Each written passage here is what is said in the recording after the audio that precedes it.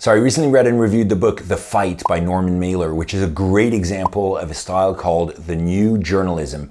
And I thought to myself, what are 3 great books that exemplify this style of new journalism? The first book I'd recommend is Slouching Towards Bethlehem by Joan Didion. This is a great example of how an author inserts herself into the research of what she's writing about and gives a journalistic account that is almost novelized in the way it's told, and it's a great example of that genre. And Joan Didion, of course, is a giant of literature because she was really so instrumental in this movement. The second book is In Cold Blood by Truman Capote. This is probably the book that was the first book to do new journalism, and in this book, Truman Capote traveled to Kansas to investigate a real-life murder and trial of the 2 murderers, and inserted himself and the research into the story. And so it became this weird kind of novel investigation. And so he was really the first person to do that, and he launched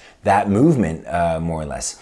And then the third book, if you're interested in understanding this movement better, is a book called The New Journalism by Tom Wolfe, who was a central figure of that movement himself. And the book is divided into 2 parts. The first part is one where Tom Wolfe talks about what are the attributes of new journalism, what makes a piece new journalism, who are some of the authors, why they were kind of part of that movement, and so on. And then the second part of the book is basically an anthology of excerpts of some of the best pieces of new journalism. So you get a glimpse of how exactly it worked, which authors were involved, and the style they were using to achieve those new journalistic aims. Those are 3 great books of new journalism.